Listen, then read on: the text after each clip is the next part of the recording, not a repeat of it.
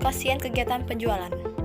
Nama kelompok Muhammad Dafa Hidayat, Nakita Cantika, Rafila Tri Amiranda, dan Ulfa Audia, kelas 4 NA. Pendahuluan. Pengalokasian berasal dari kata alokasi yang berarti penentuan banyaknya barang yang disediakan untuk suatu tempat, pembeli, dan sebagainya.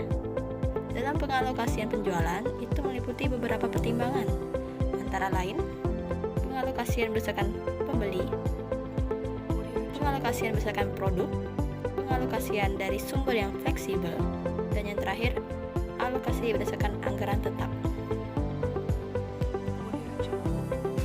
A. Pengalokasian penjualan berdasarkan pembeli. Pengertian pengalokasian penjualan berdasarkan pembeli yaitu pengalokasian yang harus mempertimbangkan kemana dan untuk siapa produk yang dihasilkan tersebut akan diberikan.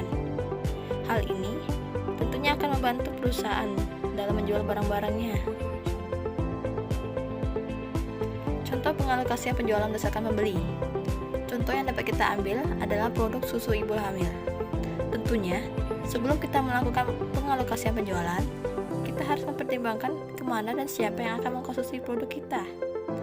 Produk susu ibu hamil sudah jelas menerangkan kalau target pembeli yang ingin dikuasainya adalah komunitas ibu-ibu hamil. Dengan jelasnya tujuan ke arah mana dan target manakah yang akan dituju, ini akan membantu proses penjualan terlaksana dengan lebih cepat dan lebih terarah. B. Pengalokasian penjualan berdasarkan produk. Pengertian pengalokasian penjualan berdasarkan produk adalah barang dan jasa atau segala jenis produk yang dihasilkan perusahaan dan mampu diedarkan ke dalam pasar, dan barang-barang tersebut hendaklah dapat memenuhi kebutuhan konsumen ataupun unsur-unsur yang ada di dalam pasar.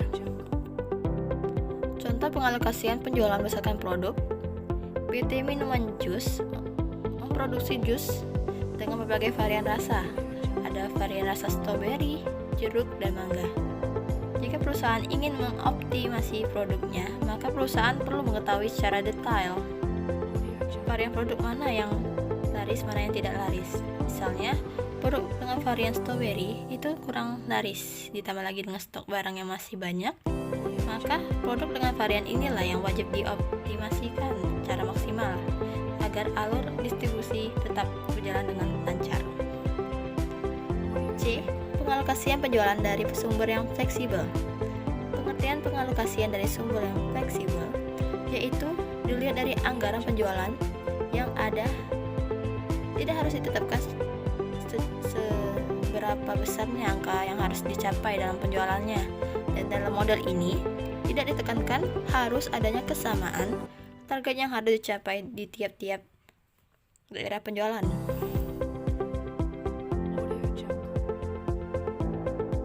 Contoh pengalokasian penjualan dari sumber yang fleksibel. Contoh yang dapat kita ambil adalah kartu perdana Telkomsel. Perusahaan Telkom akan menyebarkan wiraniaganya ke tiap daerah penjualan di seluruh Indonesia. Contohnya ke Telkomsel Center, counter resmi, counter terdekat, maupun kunjungan ke sekolah-sekolah. Di sini, perusahaan Telkom tidak hanya memperhatikan jumlah wiraniaga yang di setiap daerah penjualan yang mereka sebar, namun perusahaan juga memikirkan anggaran yang dibutuhkan dalam kegiatan penjualan ini. Dalam artian, perusahaan dapat melakukan sistem-sistem penjualan dengan bebas tanpa adanya pembatasan. D. Alokasi berdasarkan anggaran tetap. Pengertian alokasi berdasarkan anggaran tetap adalah penetapan yang sama akan sistem yang ditetapkan seorang manajer di setiap daerah penjualan, dan hal ini sistem-sistem yang telah ditetapkan hendaklah berkaitan dengan satu sama lainnya.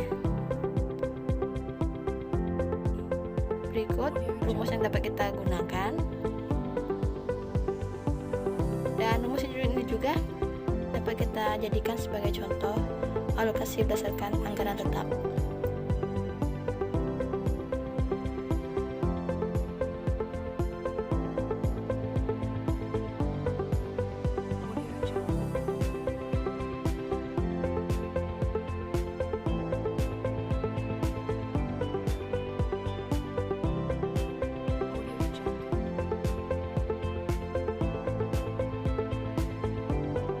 Berikut adalah tabel jumlah wiraniaga dan laba bersih yang optimal di 5 daerah penjualan.